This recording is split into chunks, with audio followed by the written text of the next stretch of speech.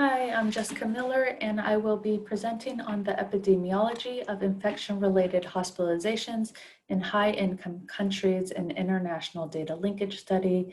And I would like to thank all of the conference sponsors. So worldwide, childhood infection is a leading cause of morbidity, mortality, and health services utilization, and is the most common reason for hospitalization in childhood. There was a recent study from the US that reported that about 1/4 of all US hospitalizations in children less than 19 years of age were for infections, whereas among children less than 1 year of age, almost half of those admitted to hospital was for an infection. And the epidemiology of infection-related hospitalizations, or IRHs as I might refer to them as, across high-income countries is not well described. Most research has been on either specific infections or from single sites, and data on overall infection-related hospitalizations and overall public health burden is limited. So population-level linked data are valuable resources for studying the epidemiology of IRHs.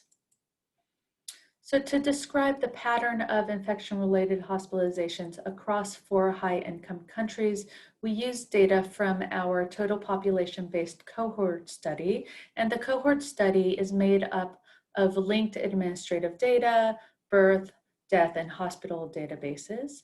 And the map here shows the countries involved in our study. So we had Scotland, England, Denmark, and in Australia, Western Australia, and New South Wales. And it also shows the years of birth data that were included, which was at least 10 years for each country. We identified all recorded live-born singletons in these countries and linked them to the hospital data until age 5. And we also excluded from the study children with congenital malformations, which depending on the country was about 5 to 10% of singletons.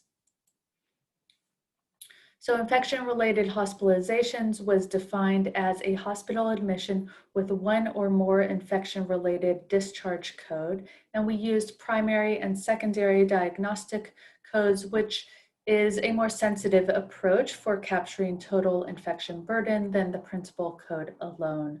We included all admissions that occurred at least 1 day after the birth-related discharge until the child was 5 years of age. And admissions were restricted to readmission following the birth-related discharge to exclude cases of neonatal sepsis that are often caused by direct transmission during birth.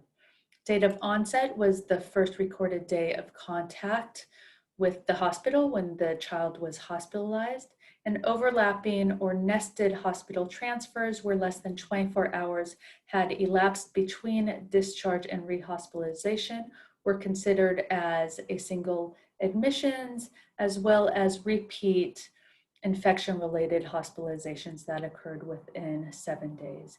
And we looked at overall infection and then categorized the infections into 7 systematically predefined clinical groups that included invasive bacterial, gastrointestinal, lower and upper respiratory tract, skin and soft tissue, genitourinary, and viral infections. And here we see the years of birth and hospital data for each country, which I said before was at least 10 years per country. We also have the population size and the percent of all children that had an infection-related hospitalization, which ranged from almost 19% in England to 28% in Western Australia among children less than 5 years of age. And across the sites, fewer than 10% of children had more than 1 infection-related hospitalization before the age of 5. We looked at the age of the first infection-related hospitalization by country, which are shown with the different colors, and we see a similar pattern by country for age of first infection-related hospitalization. And I should mention that we are still in the process of collecting some data for the site, which I'm sure many others have experienced has slowed down with the pandemic. So here I'm able to present the Danish data and some of the data by sex. So in the Danish data, among all first-time infection-related hospitalizations, overall a higher percentage was among boys, which is in yellow, but you could see that the distribution by age of first IRH is similar by sex. And here we have the distribution of the clinical infection groups among all recorded infection-related hospitalizations by country. And we see that most recorded infections for each country are respiratory tract infections, with Western Australia clearly having a much higher percent recorded as upper respiratory tract infections. And the findings may be real, but it may also reflect possible differences in healthcare services or utilization in Western Australia. For example, in Western Australia, there are a large number of remote communities that may possibly use the hospital as a first point of contact rather than a GP. So that's just something to consider with this type of data. And then again, in the Danish data, where we looked at the distribution by sex, there is a similar pattern for type of infection between girls and boys. And then here we see the total number of infection-related hospitalizations until age 5 by sex. And again, we see a similar pattern with the majority of kids having only one infection-related hospitalization by the age of 5, as opposed to 2 or 3 or more IRHs.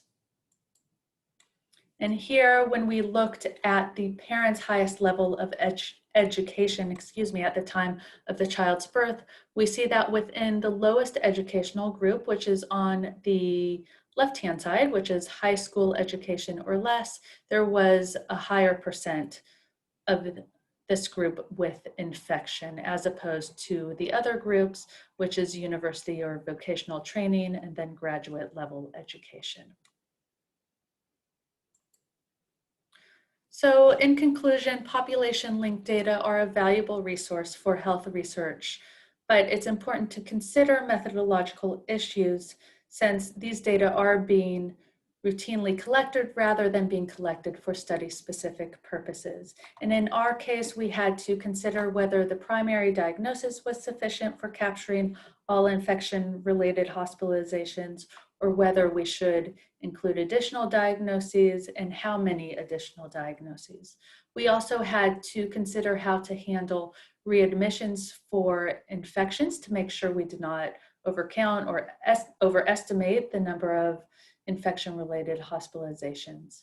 So infections remain a leading cause of hospitalization in preschool children, and it's important to understand the epidemiology of infection-related hospitalizations in high-income countries for purposes of targeting appropriate interventions and reducing disease burden.